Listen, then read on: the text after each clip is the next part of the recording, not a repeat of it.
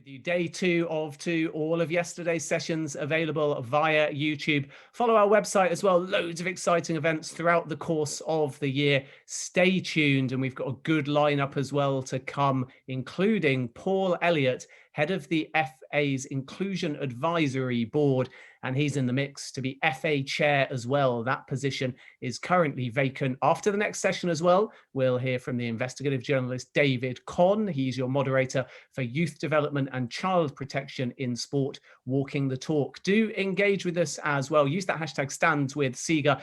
This particular forum is all about youth. That doesn't just mean young and up and coming talent, but predominantly it's under 30s. But a lot of the people that we're talking to are young stars within the industry already established, and we'll hear from a number of them throughout the course of today. So do engage with us, hashtag #StanWithSiga via Twitter, and use Instagram stories as well. We've got Andalea running that throughout the course of today. So engage with her and tag us as well. You'll see the handles periodically throughout the course of the day on our graphics, but on Twitter, it's SIG Alliance. Don't be fooled. There's no AA, it's SIG and then the full word Alliance if you'd like to engage with us on Twitter.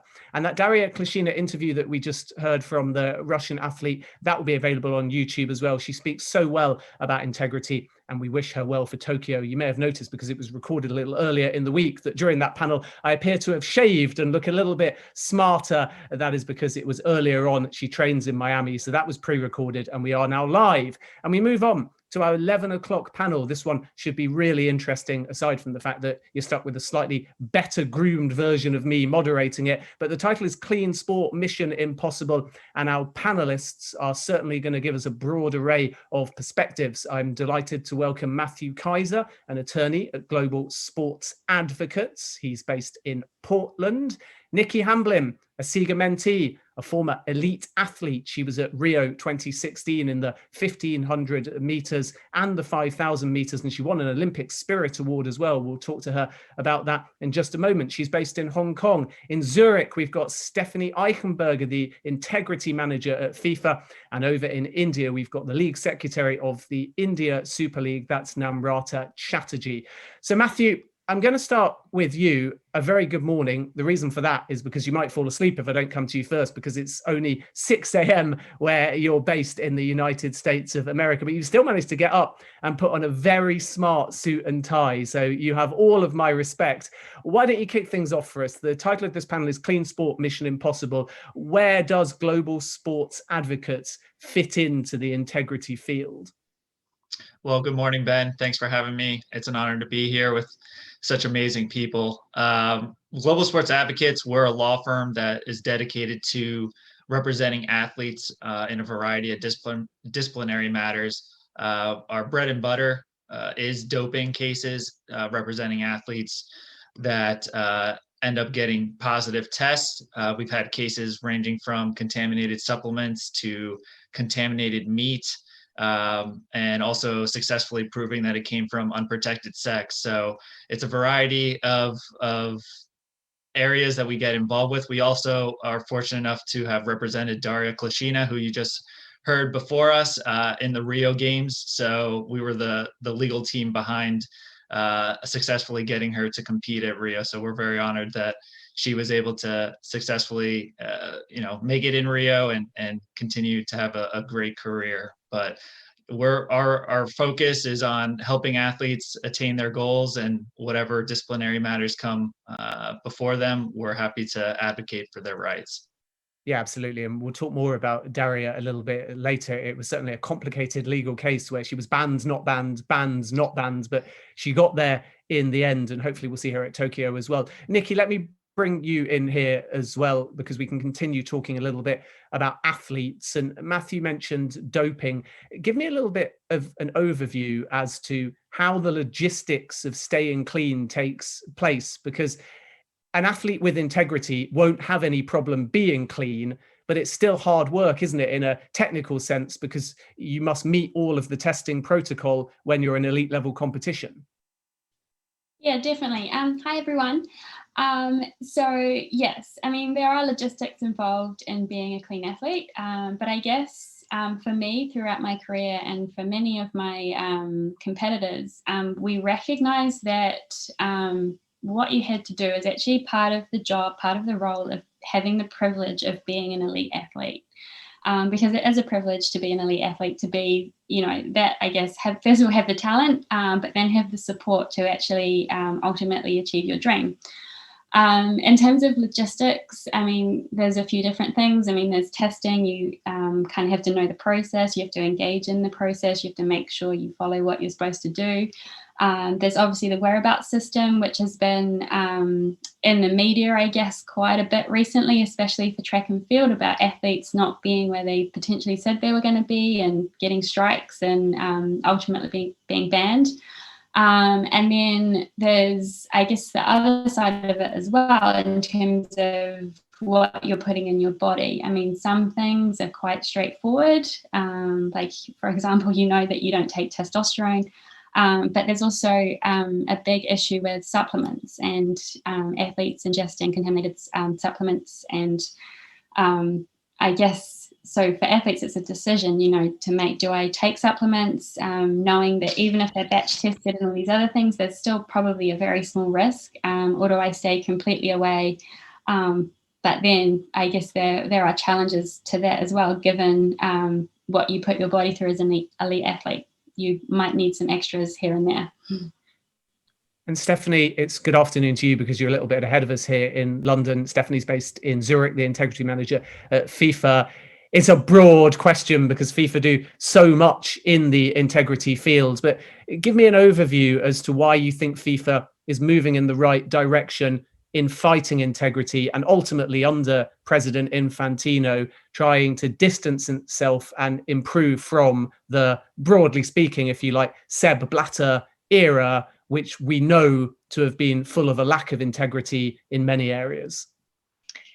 Yeah, I mean, I would say the first big step that we had from our side when we talk specifically about match fixing, which is my topic here, my main topic, is that we created in 2017 a dedicated integrity department. Before, for some time, we were under the ethics committee, for some time under the disciplinary committee. It was not really structured and organized, and we didn't have a department that really was working on programs for FIFA, but also for their federations to implement their own integrity initiative. So in 2017, when we created this department, which I'm a part of as an integrity manager, we really started to work on implementing specific programs, of course, for our competitions, but also support each member associations to raise awareness when it comes to match fixing, what the issue actually is, and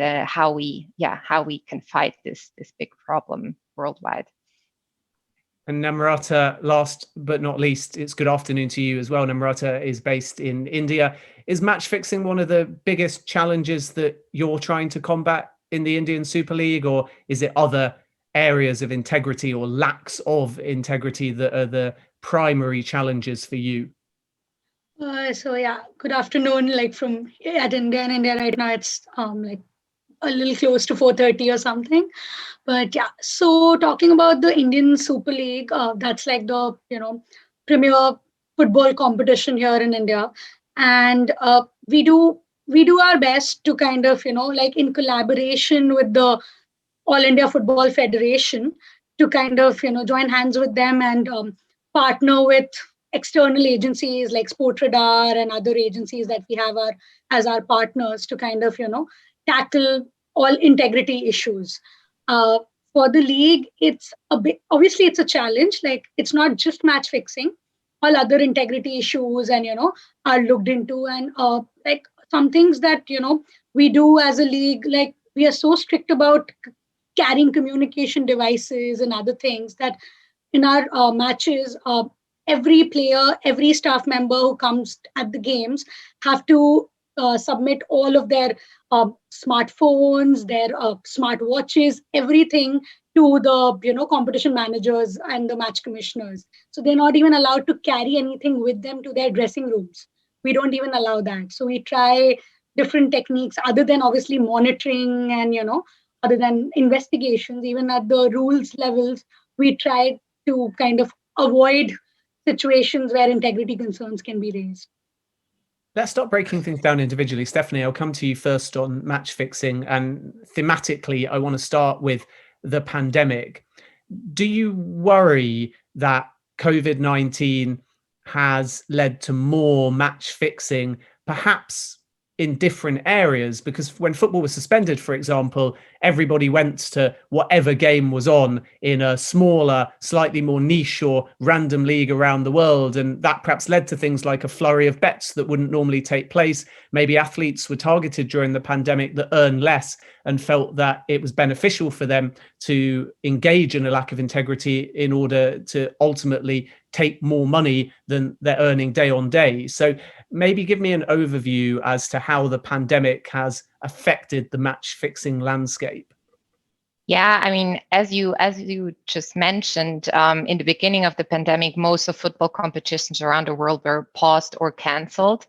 So due to this limited amount of football to bet on, and I mean, the betting industry was also under pressure to kind of satisfy their clients and their demands for football betting. So we really observed that bookmakers have offered like more likely, for example, friendly matches or amateur clubs from lower tiers all around the world, but also youth league matches. So the bettors kind of turned their attention to these leagues that weren't that exposed in the past. So there was a big risk, and also, of course, an increase of flags raised when it comes to these regions, based on the higher attention from the betting world. And on the other hand, even when football leagues started again, certain countries or regions that have been exposed to match fixing prior and had their problems are now even more at the higher risk, because I mean, we know the main problem of the pandemic was that it had a negative financial impact on national football in general, but also on the financial situation of clubs. Player salaries were cut. So yeah, these individuals are more likely to be vulnerable and being approached by match fixers. So these countries that already had an issue probably have now, or even after the pandemic finally stopped, have a bigger problem just because of the consequences of Corona. And Matthew, is there a danger that we might see more doping during the downtime that the pandemic has ultimately created? And in that downtime, could athletes take illegal substances and get away with it more because there's perhaps less testing, and whatever they take to benefit goes in and out of their system? I think you hit it on the head. You've seen during the pandemic quite a number of records being broken. And of course, there's always a question mark whether or not the athlete at the time is taking prohibited substances. With the coronavirus, there's been a significant decrease in the number of testing, especially at the beginning of the pandemic, but it has slowly gone back to what I would call normal. A lot of the issues that we face, though, is the lack of competitions and the lack of in competition testing. So there's only so many resources that these anti-doping organizations have to go test everyone out of competition. I think there is always a question mark and always a risk, especially with a pandemic, when athletes know that there's less chance or less risk of getting caught. But, you always have to hopefully believe in the integrity of people. And with the testing that the World Anti-Doping Agency has set up, they can test at picograms, which is trillionths of a gram. So presumably, if an athlete was taking something, they would be able to get caught at residual amounts and ultimately get sanctioned. Nikki, one way we can get closer to clean sports is by having correct and universally endorsed punishments, not just in athletics, but in any sport. And there's been a debate, obviously, for many years as to what those punishments should be, whether athletes should be given second chances or not, how severe, if you ultimately have blanket life bans, people can just end up going to Matthew and so on and trying to still get them overturned. What's your take? Where do you stand on how an athlete specifically should be punished for doping?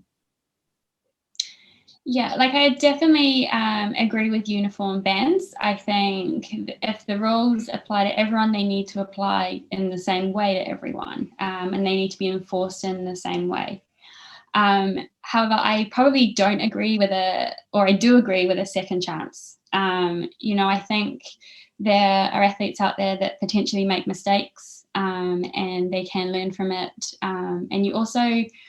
I think there's also a difference here between what we would call inadvertent doping and intentional doping. So, for example, if you took a supplement or you ate some contaminated meat, I know we talked about that, but you couldn't prove that, and you test positive, then I don't believe that should be you can never participate in sport again situation.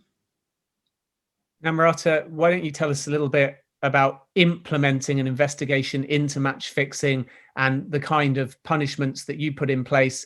For example, the Indian Super League has a high profile tale of match fixing when Chennai beat Goa with 2 very late goals, I think in stoppage time in 2015, and Goa leveled allegations towards you that final was fixed. How did you or the ISL deal with a circumstance like that? And what kind of severity of punishment when someone's found guilty do you implement? Okay, so yeah, just before I start to answer anything particular about the Indian Super League, I would like to add on a bit about what Stephanie was talking about in terms of the pandemic and the rise of match fixing issues.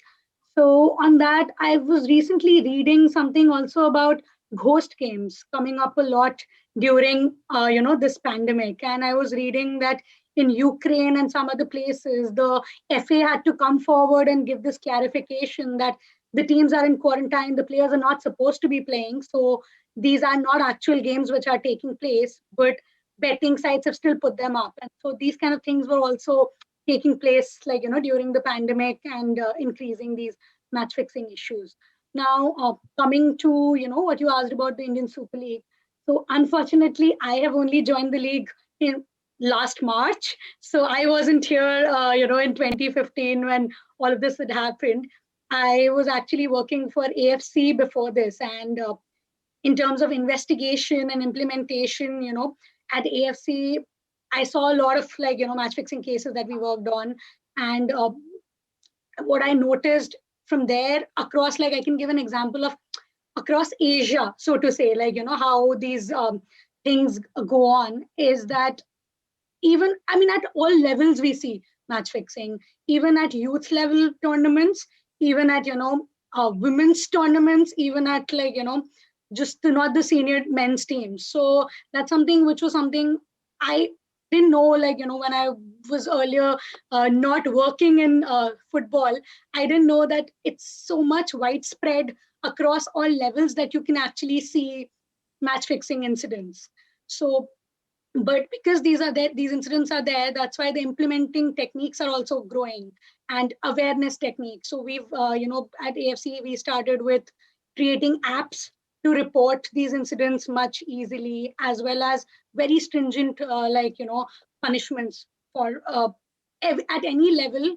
The punishments were still going to be strict because, as Stephanie mentioned, that most of these things are done for financial reasons. So, we had instances where the players would be like, we did this because we wanted to pay our college fees and we didn't have money for that. But they were also made to realize that, okay, you paid your fees that time taking the illegal route, but now you're going to lose your career forever in some ways. So you have to kind of think of those things. So even at Indian Super League, we have stringent measures, and most of it here are handled by the All India Football Federation. So they kind of handle most of the sanctioning part when it comes to these match fixing or other major incidents. And Stephanie, one of the challenges is that when we say match fixing, the reality is it's a lot more subtle than that. And I think the first sport to use a slightly different term was cricket, and it became spot fixing. Is that what you're seeing in football now, that because of the diverse array of in-play markets, it's difficult to keep up with the, for want of a better term, match fixers, because they're not actually trying to dramatically create a different result or outcome. They're just trying to play around with the subtleties of the game to get one more corner, one more throw in, the ball out of play inside 5 minutes. And if they have athlete buy-in, it might be quite difficult to spot those patterns. So do you agree with that? And if so, how do you keep up with the ever-changing field and ultimately intelligence of the people committing these crimes?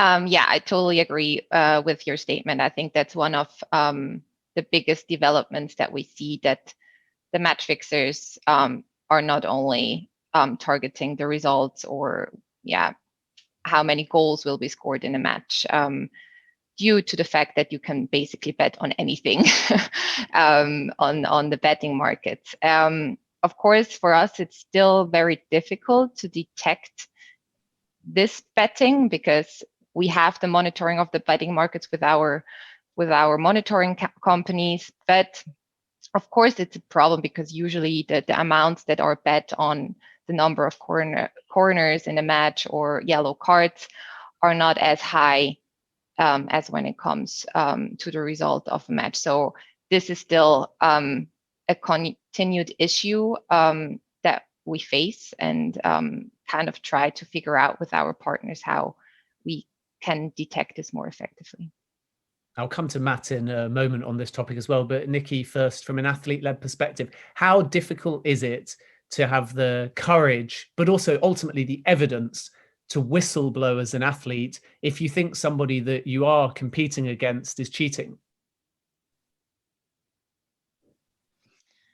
I think my answer would be it's getting better. The platforms and I guess the way that it's available for athletes to whistleblow, they're becoming better in terms of athletes can trust that their information and their identity will be protected in that process.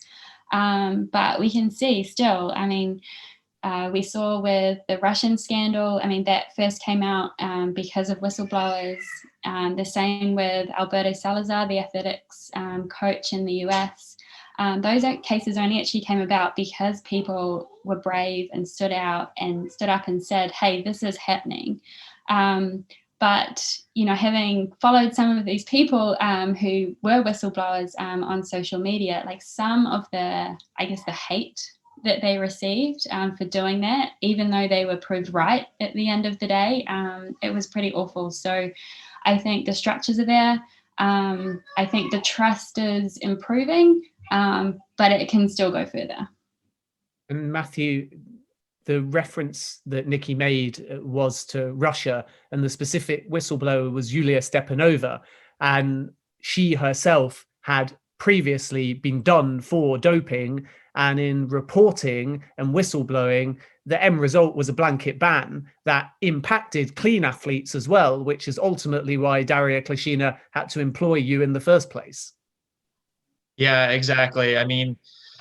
It's admirable what the World Anti-Doping Agency and all the other anti-doping organizations want to do. And the McLaren report, various versions have been published to discuss the state-sponsored doping system that had been put in place in Russia over those number of years. So, we do our best with the evidence that's presented, but as evidenced by the Ms. Klishina's case, some clean athletes get wrapped up in it, unfortunately, and that's where we come in to step in and hopefully, make sure justice is served and that they're able to compete because they are clean. And a lot of the stuff that happened behind the scenes, they're either not aware of or never took part of. Everyone's entitled to defense, Matthew, but how much due diligence do you do internally to ensure that you're categorically sure that the athlete that you are defending is clean, as opposed to just taking on business to try and give a fair defense, but fundamentally working more around loopholes than actually that genuine integrity-based conviction that 100% sure in your mind the athlete is entirely clean? Because I think like law firms have that responsibility as well. Yes, no, absolutely. And my boss and I, we're just a two-person law firm, but we do a great job vetting the individuals who've come in and wanted to hire us. You know, we do a very thorough intake. We question not only the athletes, but also various witnesses to make sure their statements corroborate. And at the end of the day, you know, we ultimately make a decision. A lot of it is based on character and whether or not we believe them. But it's also based on the evidence and whether the stories line up. But yeah, I mean, everyone's entitled to defense. Sometimes that it's not a winning case. You know, they're just the facts stack up against you, but everyone's entitled to a hearing, and that's what we provide at times, and make sure that everyone has a chance to be heard. Namrata, you were talking about the AFC, and obviously you're based in India. Maybe you can talk broadly to us about your thoughts on Asia as a market. Is it a problem market for match fixing and lacks of integrity? Is it behind the rest of the world in uniform and stringent measures to crack down on integrity? Because it just seems, not always in football, but it just feels like those that try to match fix tend to have some kind of route either in the sporting event or their own base around Asia or the Middle East and North Africa. I'm thinking of IPL in cricket match fixing in the UAE. I'm thinking of Dan Tan. All these people somehow seem to end up or have a link to Asia. And I wonder if you can posit as to why. Yeah, sure. So, like, of course, you raised cricket as a topic, and in being an Indian, you can't stay away from cricket and all the news around it. And match fixing, or like you mentioned earlier, spot fixing is also something which is pretty big, that's happening in cricket. And in India, only one of the first major scandals related to that was actually uncovered when it was like about the South African, cricketer, late Hansie Cronje, when that incident had come out, and it kind of uncovered that, there were bookmakers who were part of, who were in India as well as Dubai and all these other places were kind of, behind all those incidents. So in Asia, there's a network, which, I mean, just working in Asia for this while, I've come across these things that, that you do see it. Like, I'm sure even you guys would have read about Singaporean, some of these, known organized match fixing agents who have been, known to come from there or some other places. So it's like you see some of them. I mean, I don't know, probably it's not just limited to Asia, of course, but in my experience with Asia, I've seen that, that there are these elements, so to say, who kind of are based out of here, but their reach is very global.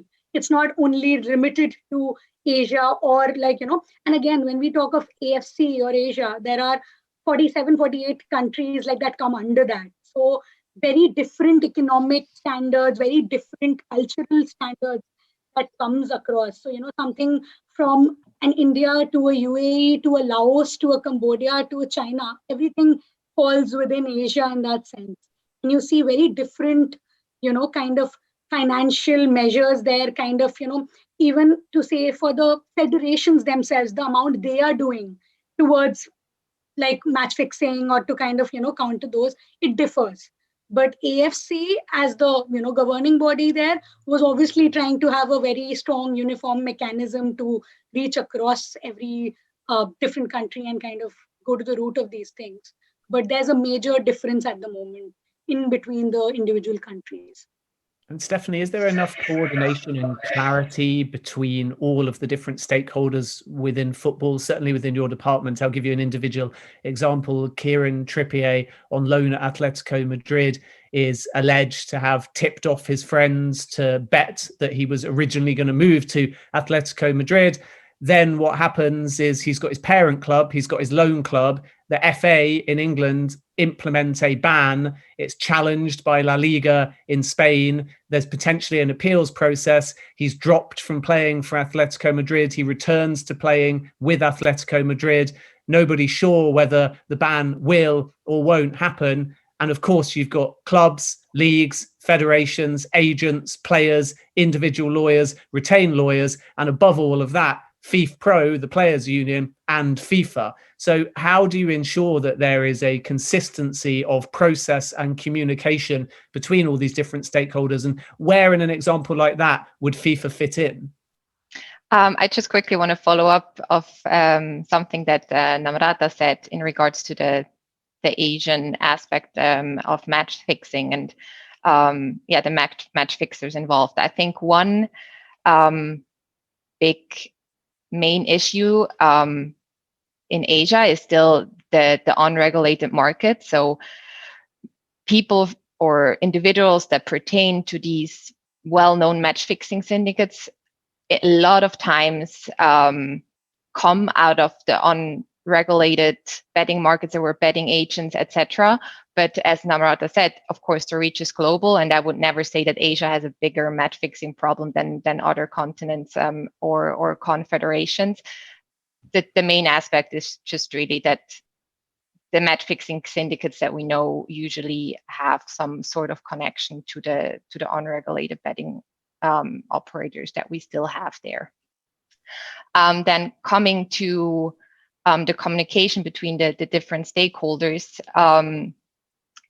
of course, when we have such an investigation or such an incident, as you just mentioned, it first and foremost it is the competence of the national association to investigate these matters.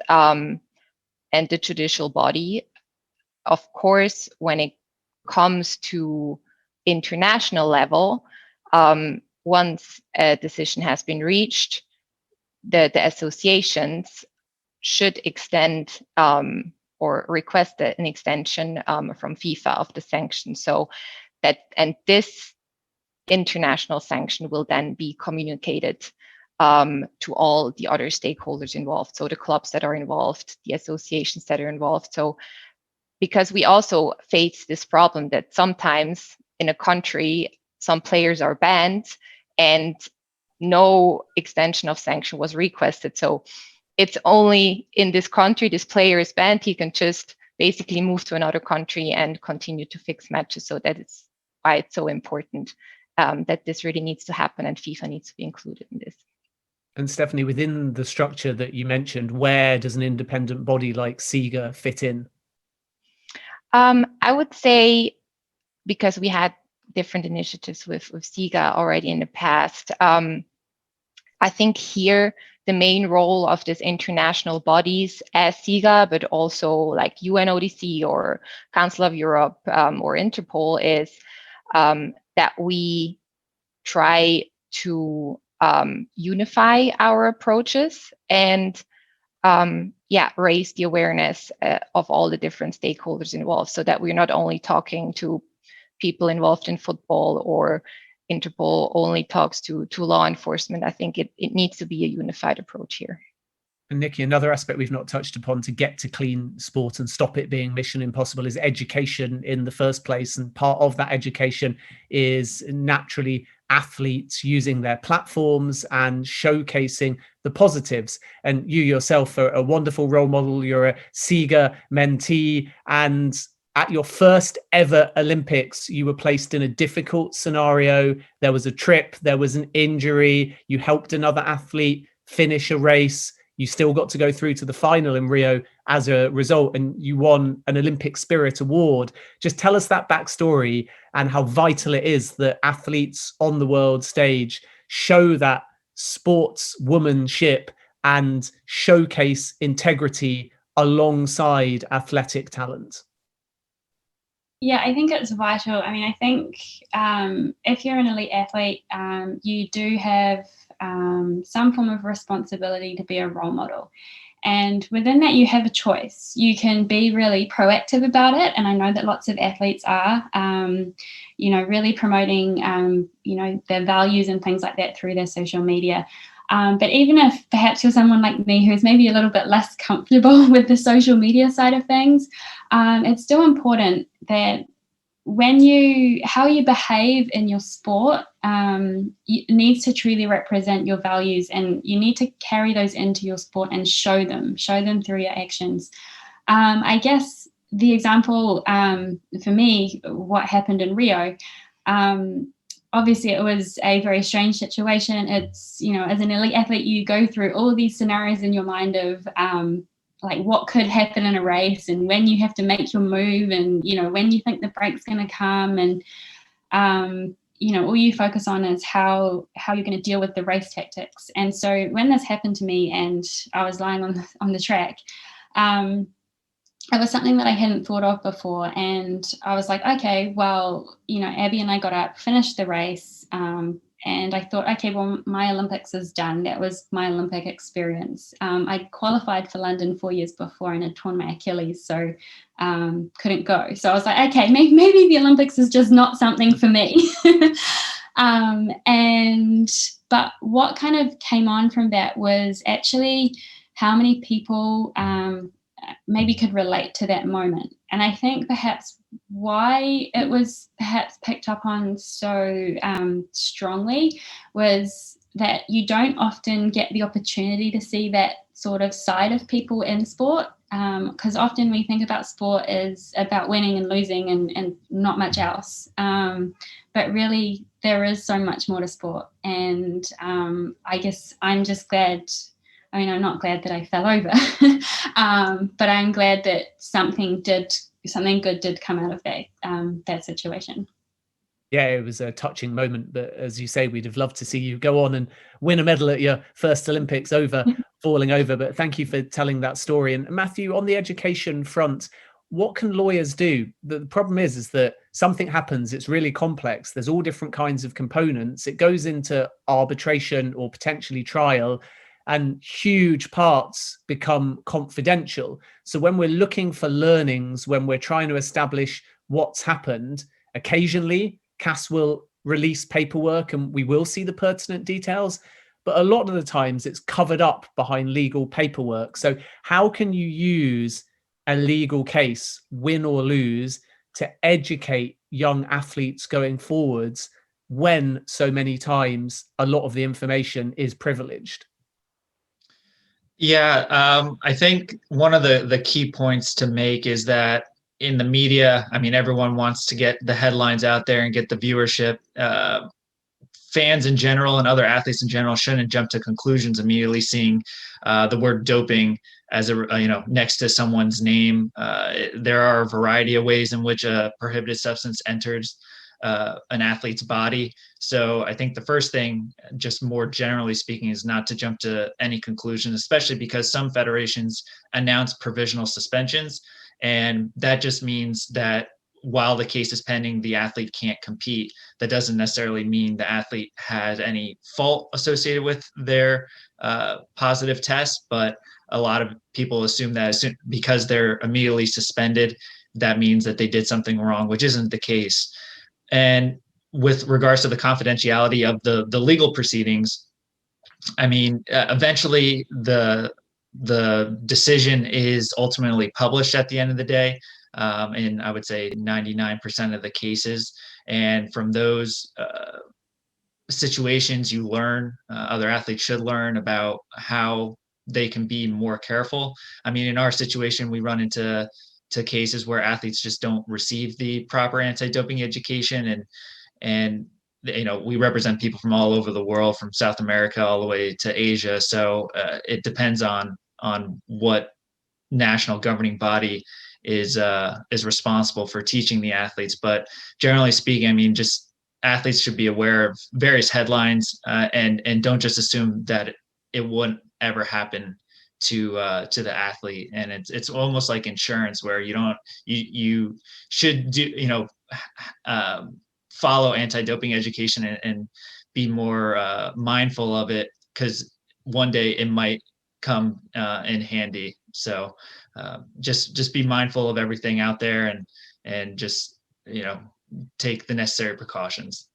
And Namrata, I'm going to put a question from Manuel, SIGA's CEO, to you. This is obviously the SIGA Youth Forum. It's about giving younger voices a platform. How do you do that within the ISL? and how do you ensure going forwards that your boardrooms are the most diverse they can be, and that emerging talent coming through do feel confident that they can be part of the decision-making process and be heard even in more formative stages of their career? Okay, that's a very interesting question. And what I will say is that, like I said, I have recently joined this organization, but in my like almost 10 months here, I've already kind of, been given a lot of like free hand to do things that I want to do, to work on projects and, kind of take charge of things that I've been allocated to do and stuff. So I can say that at least, the idea within the league is to kind of have with the people that I work with, it's something I can see that we have a very nice balance of men as well as women working in, football in the league, as well as people like, India itself is a very diverse country. So we have a lot of like different cultures within this country itself. So we have people from different states and different age groups who actually are part of like, our organization at the moment.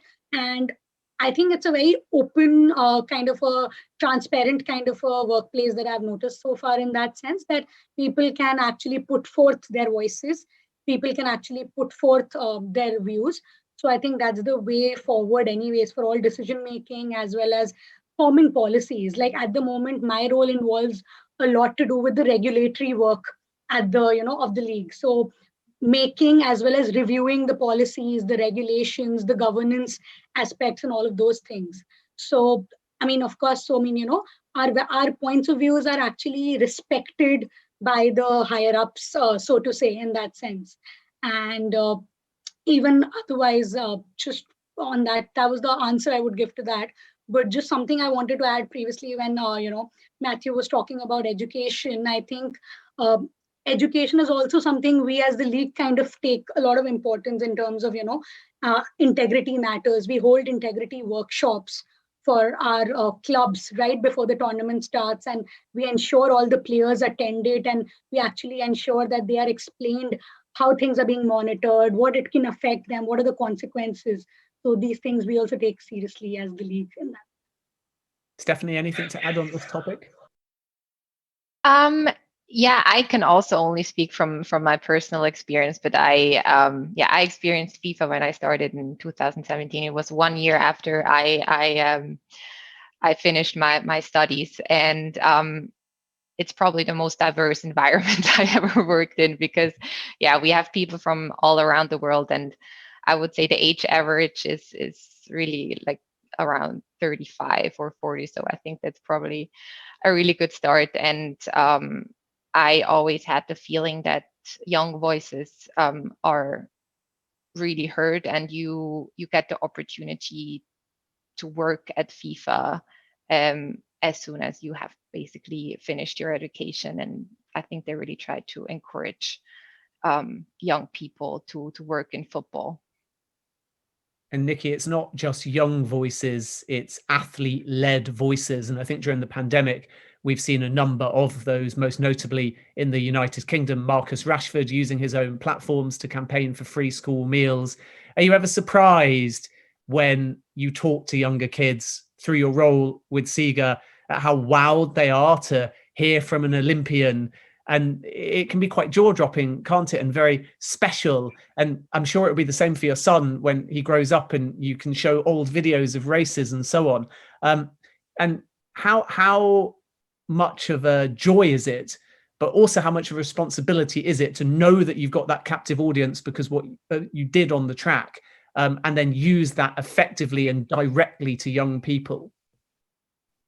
Yeah, so I think what you do with your profile is you can choose. You can choose to use that for positive, to make change, to hopefully inspire young kids. One of my favourite things that I did in New Zealand was I was an ambassador for the New Zealand Olympic Committee, and that involved going to primary schools and basically talking to like 7-year-olds to maybe 12-year-olds, and they didn't really have a concept of what an Olympian was, a few of them. And so just trying to explain, what it means to be an Olympian, how you got there, and then like basically going and running around with these kids outside in the playground was just awesome because, they got to learn what an Olympian was. Hopefully they were a bit inspired. And even if they weren't, they had a great time running around in the playground. And I think, that's so important. And I wouldn't have had that opportunity had I not been an Olympian. And so I think that's important for anyone. I guess an important lesson, like no matter what you've got, no matter where you're at in your life, whether you're an athlete or not an athlete, if you're given an opportunity, you have to really take it and go with it, and who knows where you might get to with it. Yeah, well said. So we've got about 5 minutes to go. We'll start to wrap things up.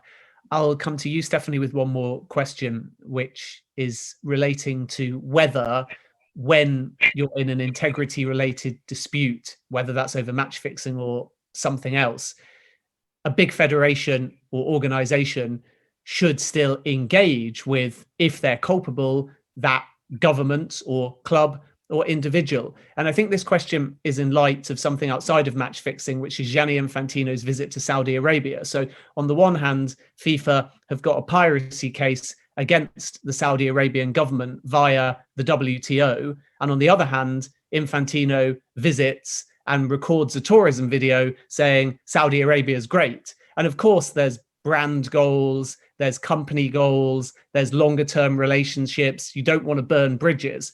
But how difficult is it for FIFA to genuinely take a stand, knowing that a lot of the people that you might want to take a stand against, you also are going to have to work with for the foreseeable future? Yeah, I mean, we cannot change the fact that we have 211 associations and they are our members. So we are working with them and have to work with them one way or the other, especially when it comes to match fixing. I think our goal is to really find people within the associations who we can trust, basically, with the topic. So we want to really have an integrity officer on the ground who kind of, hopefully, of course, that's not the ideal case always, but hopefully is also independent from any political interference. Thank you very much for that. And Matthew, to you, SIGA have a system which you'll hear more about throughout the course of 2021 called the SIGA Independent Verifications Rating System.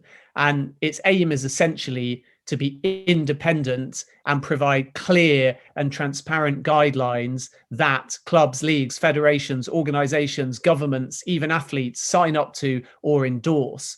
From a legal perspective, because no one set of integrity guidelines, as opposed to the law in individual places, are necessarily binding, why is it important to have that independent body like SIGA defining what integrity is, getting buy-in, getting sign-up? So if it ends up in your law court, there's hopefully that paper trail that the company involved, the organization trying to defend integrity, was at least aware of, did at least educate, showed some kind of desire to sign up to whatever the integrity guidelines are.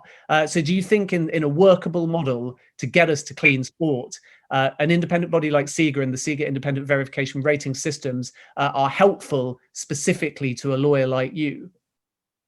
Of course. I mean, every organization has its own code of conduct or code of ethics, but to have more of a universal integrity guidelines that I think these code of ethics could be based on would be extremely beneficial, because it wouldn't change. The code of conduct wouldn't change depending on what country you're in or what sport you're competing in. And there's this universal aspect that everyone would be aware, whether it be the athletes, the national governing bodies, the sponsors, that these are the morals that you should abide by. These are the qualities that all stakeholders should be trying to strive towards. So having a platform that has this universal concept would be beneficial in various legal proceedings, to make people aware that this is the expected code of conduct. Not that it would be binding on you, but it could be binding through the various